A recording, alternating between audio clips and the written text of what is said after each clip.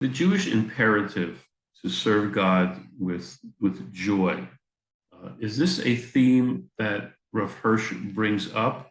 And is that reflective of an inherent optimism towards humanity? Okay, great. So I'm going to use another example that's one of my favorite Rav Hirsch examples and ask a question that I think doesn't get asked that often, but leads to an interesting result. If we divided this sacrificial order into three main offerings, as we said before, the Ola, the Chata, and the Shlamim, is one of them somehow the quintessential offering? Now, it could be, you could say that's a silly question. Why does one have to be quintessential? But for the sake of argument, let's ask it. So when one looks at the Ramban on Karbanot, the Ramban, he never takes a stand on the question I just raised. But when he explains Karbanot in Vayikra Parak Aleph Pasuk Tet, he talks about man feels sinful. We feel like really we're deserving of being on the altar.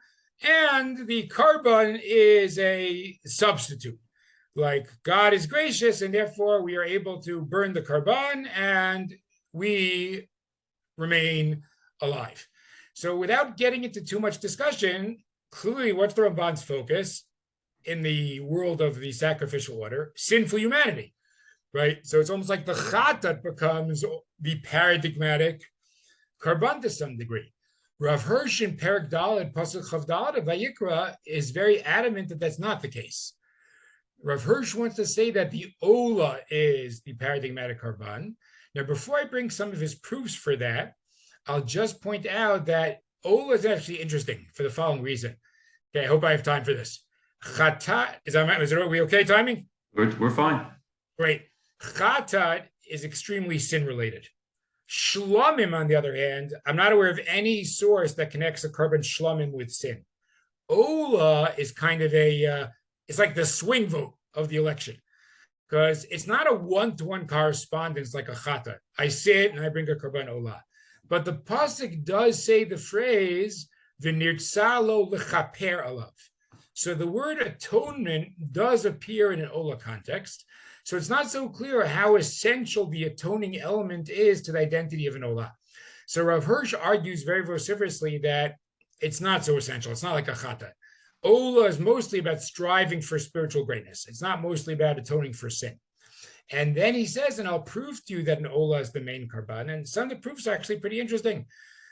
Arguably, what defines the sacrificial order? The Karban Tamid, the Karban I bring every day. Of course, what is the Karban Tamid? It's an Ola. It is not a Chata, right? The Mizbeach upon which we bring offerings, right, is called the Mizbach HaOla, right? Not the Mizbach HaChata.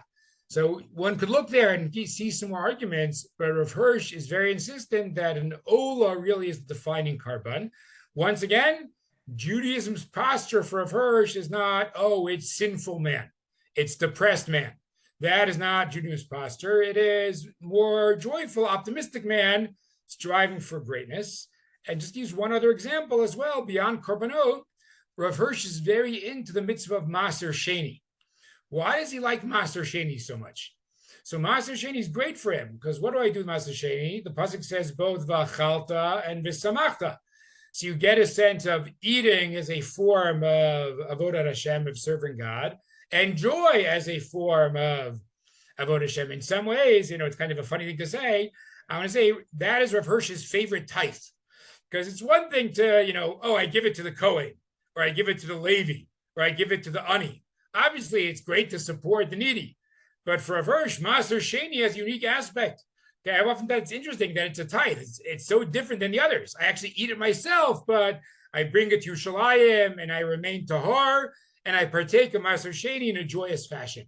So I think for Rav Hirsch, again, it all ties together, right? I am optimistic about humanity. I can redeem physicality, and joy goes together with that too. So maybe now, this is great. I never made a list of 5. Maybe it's like our 5th theme.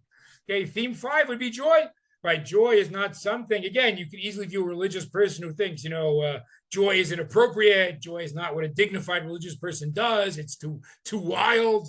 But for Hirsch, that's not true, right? The appropriate kind of joy is very much what it means to be a religious person.